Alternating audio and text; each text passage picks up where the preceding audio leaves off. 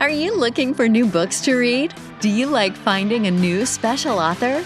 Are you tired of the same old books from the same old authors? Well then, welcome to Discovered Wordsmiths, a podcast where you can hear from fantastic new authors. Join Stephen Schneider as he finds and talks to authors you may not know, but authors that have worked hard to write great new books. Hear about their book and why you should check it out. So sit back and listen to today's Discovered Wordsmith.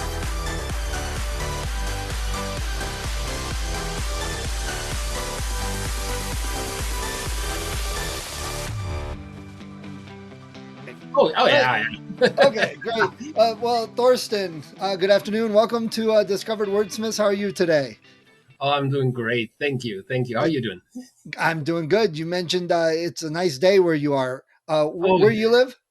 Oh, yeah. I'm in Lethbridge, Alberta, Canada. Okay. And so far we didn't have a lot of great days where you could be actually outside. So I would reduce it to 3 or 4 comfortably. Right. So I did some garden work today. Nice. Yeah. I live in Ohio, right below Lake Erie, and we've had freezing weather in the morning, like 27 when I woke up, and then 67 when I took the dog out a little bit ago. So, before we talk about your book, tell us a little bit about you, what you like to do, your hobbies, and other things about you that you care to share. Okay, I just start rambling on and you just do the timeout or something. Perfect. we like that around here. So obviously, I'm an author, I'm a novelist, and as you probably hear in the audience, it's my second language I'm operating in right now. I'm a traditionally published author in Germany. My books are read in schools between Denmark and Italy. One is a mandatory read in one province. Nice. In Germany for the next 2 years in German language art. In English, it is 1984, so that's quite an honor from there. And I still self-publish, for example, and hybrid, that would be the name. And so I'm coming from a storyteller side, and if I'm not writing poems or short stories or novels, I like to write songs. I'm a singer-songwriter for a hobby. I really just pleasure. I don't know. It's a different energy that comes out of there. So yeah, I've found a lot of authors play music or they're in IT computers. I don't know why that is. It just seems like quite a few of them are that way. So that's good. What instrument? Guitar? It's mostly guitar, and I also work with loops. So okay. I use loops that are pre-produced, and I mold them into whatever I need. But I would rather prefer being an IT person. Some of the days I've had recently, I don't know if you want to say that. So, what got you into writing? Why'd you want to start writing? Yeah, that's a good one. I pretty much nails down to 1 week in my life. It was like in middle school at one point where I really loved to play, like with Playmobil, Lego, all these things. And I was probably the boy that played a little longer than the average, those things. And I eventually came to school and, what did you do yesterday? And I'm like, yeah, Playmobil, like that, and, your friends are looking a little cringy. And I was like, yeah, the time is over, right? Like, and that is the rites of passage and all these things. And for a week, I was kind of in limbo, but I did read a lot at the time already. And for me, that was literally the next week. I was like, maybe I give it a shot with a little short story. And I wrote my first book, what was basically a school book full of the story. Yeah. So nice. Yeah, I totally understand that. I feel writing gives me a chance to still be a kid and play. Yes, never grow up. Yeah. yeah. It's the reason to have kids and grandkids so you can pour out the Lego and nobody looks at you weird. Yeah, exactly. I figured that out. I was like, oh, there's actually a positive to it. Yeah, nice. So tell us about your book. Now you have multiple books, some in German, some in English. So tell us about the one we're going to talk about today, and touch on the other ones a little bit. Give people an idea of the stuff you write.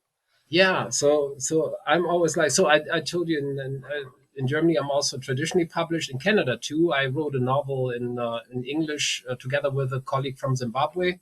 which is Not published here in wow. Ontario. It's My Totem Came Calling in English, and that was my first collaboration in English with another author. The next novel I'm about to finish is Suicide Hotel. It's a futuristic dystopian novel, as you might think from the title. I got a grant, a literary arts grant from the province here over the last year to write the book, like part time. So I'm a part time janitor, part time novelist in English. Nice. In Germany, I was a full time author for 10 years.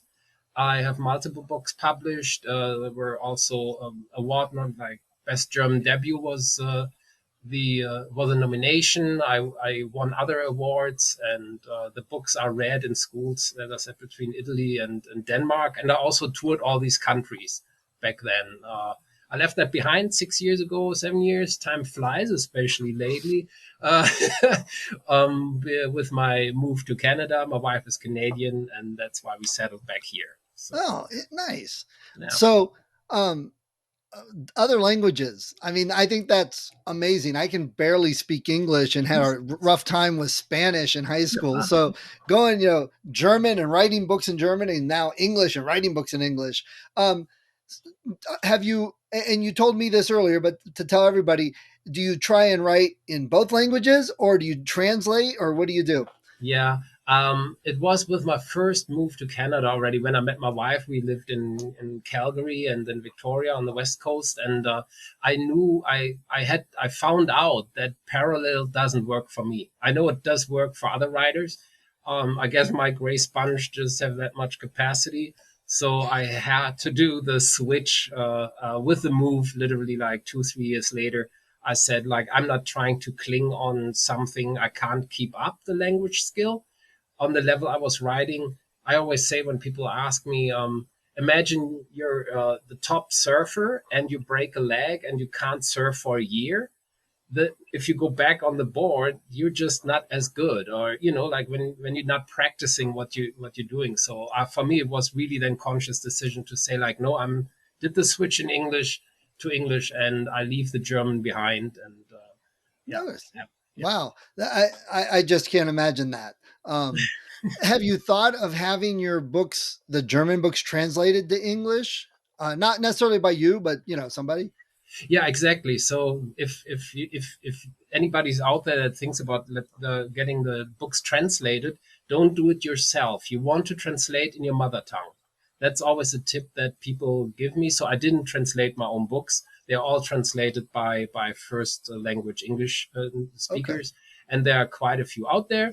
Um, I think you mentioned that before. What kind of books I write? It's like I'm the nightmare for a publishing house because I do multiple genres. I do young adult fiction, I do horror, I do literary, contemporary literature, and those things.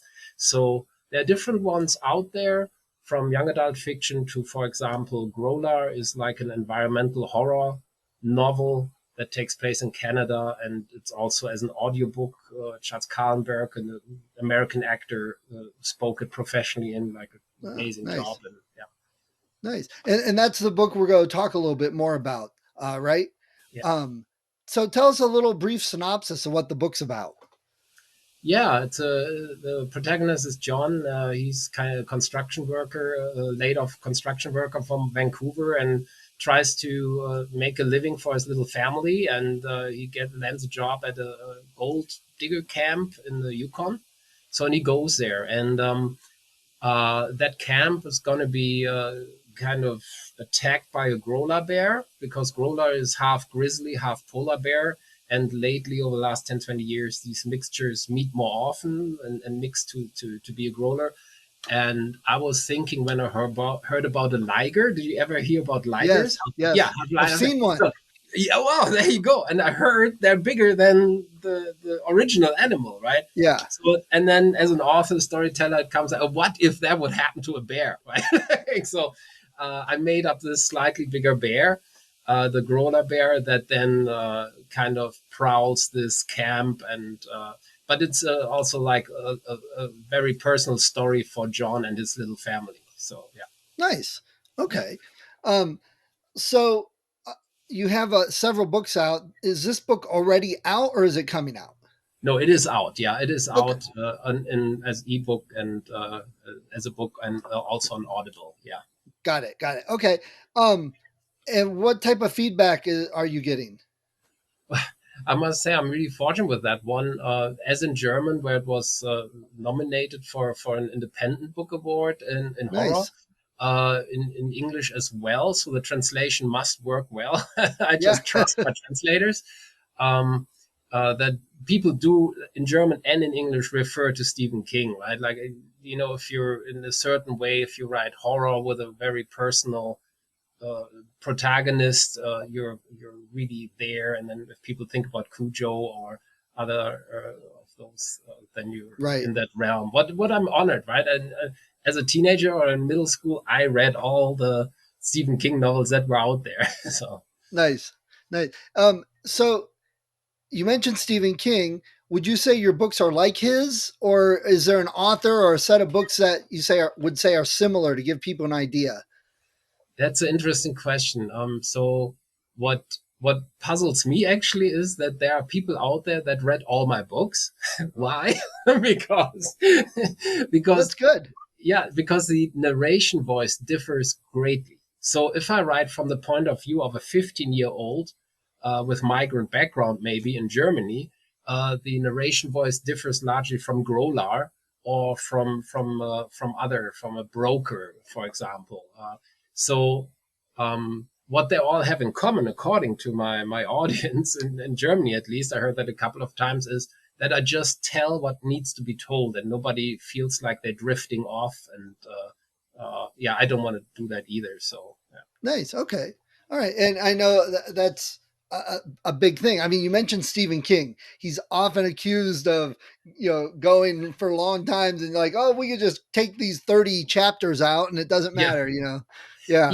yeah, and that's why I'm not saying necessarily personally myself, because yeah, you and me, and like, let's say maybe authors and literary really interested people notice that, while the general audience flies through a book of Stephen King and might fly through a book of mine and says like, oh, they're both with horror, so I Right. compare it. Right? It could Right. be, but I know I would not compare my writing style to Stephen King. No. Got it. Okay. Now, is Grolar a standalone or is it part of a series? Yes and no. No, it's a standalone. But what I love to do, if it works, is that I reuse characters, protagonists, side characters from other novels in a different setting, different age, when it works. So there is one or two characters pop up there as side characters that have been side characters in another novel. So Got yeah. it. Okay, that's nice. So it's almost like a shared universe through Yes, the yeah, the yeah. No, books, I have I have my own universe. the Thorsten universe. Yeah. Nice, nice. Um, okay, so Grolar, if you had a choice, would you like to make it into a movie, or do you think it would make a good TV show? That's a nice question. I think I never had that one. I like that because I love also movies, and I love TV, and I love filmmaking and all these things. So I think, would it be, usually I say a novel is like, if it's an average length, it's a movie. It's right away, it's a series, versus a short story is always a movie. It can't be a series. That's kind of like where I'm coming from. With Grolar, I think it could be a movie or a limited series, like a Okay. six shows or something, Yeah, the depending. the the whole limited series thing is definitely way popular and much better than it was, 20, 30 years ago. Oh So, yeah, oh yeah, oh yeah. Great stuff out there. Yeah, yeah. absolutely. And you mentioned Stephen King. I mean, you want to talk about somebody who's had some bad adaptations into movies. There's, yeah, some Not nasty without ones. his own fault, right? Right. Well, he even says, "Hey, they pay me for the story. They can do what they want with it." Yeah, yeah, But the ones he does get involved in are usually the ones that are much better as yeah, movies or TV shows or whatever. So yeah. there's a Oh couple yeah, good ones. Yeah, but I don't know how he spends his time. I mean, there must be two or three Stephen Kings out there that Yeah, write and manage and all, and has a family. Jeez. right. Yeah. Well, his kids write. Yeah. And I actually have read Joe Hill quite a bit, and I like his stuff a lot. Okay, I haven't. So Okay, yeah. good to Well, know. there was one, I forget the book, I was reading it, and I said, yep, he's Stephen King's son, because that ending did not go well. But that's a Okay. personal opinion. Yeah. So, Okay. Okay. your book Grolar and your others, where can people find them? Do you have a website? I do have a website under my name. It's Okay. if I so, yeah, I probably have to spell it like I'll put a CH. link in the show Yeah, notes for everybody. yeah. So you can find there a couple of, and more information about me and in general, like whatever there is. But otherwise, you can totally get it on the big online store that we all know, uh, where you can order it or on Audible, right? Like that's the same family. Yeah, because you have it as an audiobook, you said. Yeah, yeah. Nice. That's rare for independent author. Yeah, no, I was really fortunate. I have three. I know. Just think it's Chuck Will, and also I have three books on Audible by American. Two are actors, and one was a Chicago radio host. So Chuck Will. So Oh, and they nice. all three did an amazing job. They put their own character into the story, right? It's a voice, right? It's a different voice, and it Right. was a great process. I'm one of my novels was turned into a public radio play in a public radio in Germany. That's cool. Yeah, so and I wrote the script, so I'm very in multimedia author as well. I always said like in Germany when they had the interviews, I said I'm a German author, but a Canadian storyteller because what I learned about storytelling actually was in the English world, and that was at that point Canada. Right? So Yeah, and now I basically do the full circle, hopefully. that's pretty cool. I mean, our stories are reflections of our life and experiences, so that gives you that a unique perspective, which it sounds like lots of people like. Yeah, like I say, the one book is in fifth edition in Germany out, and it is read, and that one is a young adult fiction, for example. And what the teachers say, I can read this book with the kids because the kids read your book, right? And that is one of the greatest awards you can have as an Yeah, author. But totally agree. That's something I'm trying to work on. yeah, no, yeah. So, what's the next book that you're working on that'll be coming out? Yeah, so it's close to completion. I just yesterday, literally, I had to write the final report for the grant, the funding that I got from the Alberta Foundation for the Arts. So I had to, it was kind of a trying year for all of us, right? Like I got laid off as a janitor for 4 months, but in Canada I had a financial support called CERB, so I didn't hit like financial stress, and thankfully with the funding it was kind of buffered. But the kids were more home, so I had to find another place to write, right? Like there's this, yeah. So, but in time, in 12 months, I managed to write that novel, and I'm to the point that I just have my test readers read it. Because it takes place in the future in 2112. That's pretty far from now, and I came up with a lot of details that I hope I didn't confuse at any time. But I need some fresh eyes to read that. So as soon I get the feedback, what I hope by the end of May, in June I want to really complete it, and then I will look here for agents or a publishing house. So I don't have an agent. I had agents in Germany, but that is different from me right now. I pretty much start from scratch again. Okay. Well, working with Mickey seems to be a good thing for lots of people. So, Yeah, no, I'm really fortunate that we kind of ran into each other, and no, I'm really happy. I do every year. I do a review generally how I do as a self-employed or partially self-employed or as an author or my other projects, and I definitely check marked Mickey as like, yeah, that's a good decision, and I keep going with him. Yeah, right. absolutely. Nice. Okay. Creative edge. Yeah. So let me ask this. You've mentioned Stephen King. Do you have any other favorite books and authors? It's funny. I do have an author. a favorite author that I like to mention because I think in certain circles he's known, but not for the broad audience. Is Charles D'Ambrosio.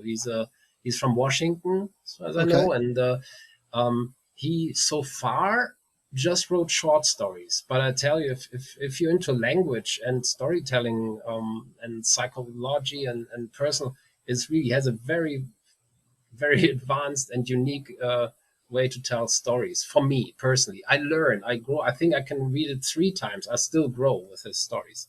There are very few out there, so I think he writes 2 short stories a year, maybe, Wow. and a couple of essays, and the essays are great as well. So I think he's teaching at a university. I don't know. That's the last thing I heard.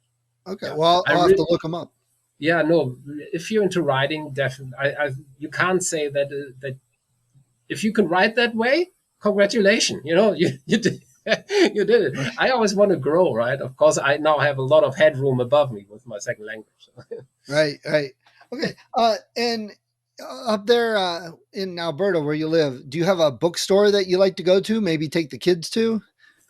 Yeah, well, it's funny. I just had the other day with a colleague in Germany where I was complaining. Is it my age or something? I don't read as much anymore.